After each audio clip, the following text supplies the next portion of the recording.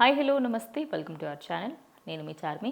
Present ఇప్పుడు ఏపీలో assembly సమావేశాలు ప్రారంభమయ్యాయి అనుకోవచ్చు. మొన్న కూడా ఒకటి అయిపోయింది. దాని తర్వాత ఇవాళ ఒకటి ఉండాల్సి ఉండే. అయితే ఈరోజు మాత్రం తొలి రోజు గవర్నర్ ఆయన ప్రసంగించిన వెంటనే దాని తర్వాత రేపటికి అంటే మంగళవారానికి అయితే వాయిదా వేయడం జరిగింది.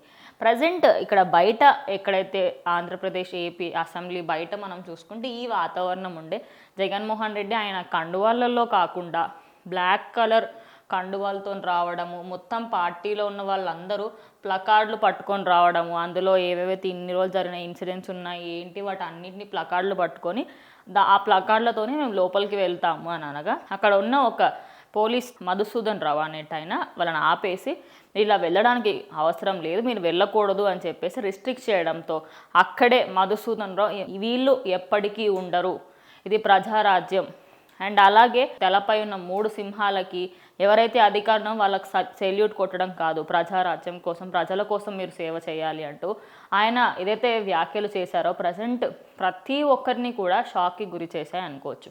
ఎందుకంటే ఎప్పుడైతే అసెంబ్లీ లోపలికి వెళ్తారో వెళ్ళినప్పుడు ఎలాంటి హడావిడి చేయకుండా ఎలాంటి ప్లకార్డులు పట్టుకోకుండా కొంచెం రెస్ట్రిక్షన్స్ రూల్స్ అనేటివి ఎన్నో ఉంటాయి.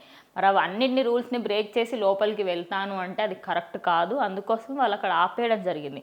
అదే కాకుండా వాళ్ళకి లోపలికి వెళ్తున్న సమయంలో మెయిన్ డోర్ నుంచి కాకుండా వెనకాల ఇంకో డోర్ నుంచి వెళ్ళమని చెప్పారు. ఎందుకంటే గవర్నర్ వస్తున్నారు కాబట్టి మీరు ఇంకో డోర్ నుంచి రండి అని చెప్పారు.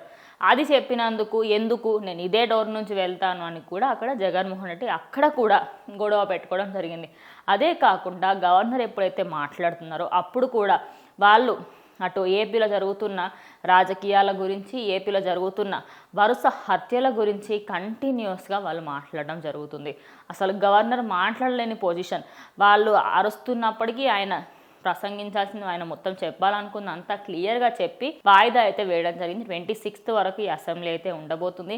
కానీ సోషల్ మీడియాలో అండ్ అలాగే ఎక్కడ చూసినా కూడా అసలు ఈ ప్లకార్డుల విషయంలో అండ్ అలాగే మాజీ సీఎం జగన్మోహన్ రెడ్డి ఎలా అయితే మాట్లాడారో వాటి అన్నిటికీ సంబంధించి అందరూ కూడా నిజంగానే షాక్ అయ్యారో అనుకోవచ్చు. దీనిపైన ఈయన రియాక్ట్ అవుతారా లేదా అని జనాలు అనుకున్న టైంలో రియాక్ట్ అవ్వడంతో ప్రజెంట్ సోషల్ మీడియాలో దీనిపై చర్చగా మారింది అనుకోవచ్చు.